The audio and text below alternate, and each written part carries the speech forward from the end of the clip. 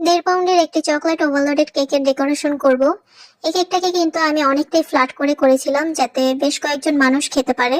কেকের ভেতরে একদম অনেক বেশি করে চকলেট ইউজ করা হয়েছিল। যারা চকলেট লাভার আছেন তারা কিন্তু নিজেদের পছন্দ মতো চকলেট দিয়ে কাস্টমাইজড করে নিতে পারবেন। তাছাড়া আপনারা যদি চান কোনো টপার অ্যাড করার জন্য তাহলে সেটাও অ্যাড করে দেওয়া হবে। আমারই করা একটি সিম্পল কেকের পিকচার দেওয়া হয়েছিল রেফারেন্স পিকচার হিসেবে। আমি একটু চেষ্টা করি নতুন নতুন ডিজাইন ট্রাই করার জন্য, কিন্তু যখন কাস্টমার একদম হুবহু চায় তখন তো আর কিছু করার থাকে না। আমি প্রায় সময়ই বলে থাকি আমাদের লোকেশন হচ্ছে গাজীপুরে।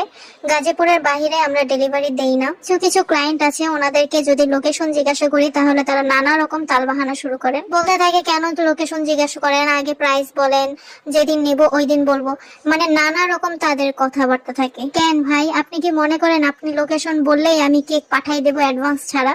আমি কি এতই পাগল? আমি সবসময় বলে কনভারসেশনটা একটু ছোট রাখার ট্রাই করবেন। সেই দিন একটা ক্লায়েন্ট এরকম কথা বলতেছিল, আমি পুরো বিরক্ত হয়ে গিয়েছি।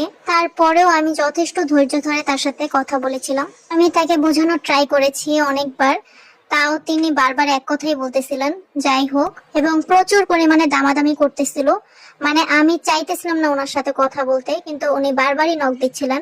এর স্ক্রিনশট গুলো আমি পরবর্তীতে আপনাদের সাথে শেয়ার করে দিব। লাস্টে উনি বলেছিলেন কেক নেবে না, আমি একটু বেঁচে গিয়েছিলাম, কিন্তু পরবর্তীতে আবার উনি নক দিয়েছিলেন। পরে লোকেশন জিজ্ঞাসা করাতে সেটা ভালোভাবে বলতেও পারে নাই। যাই হোক, প্লিজ আপনারা এইসব থেকে দূরে থাকবেন।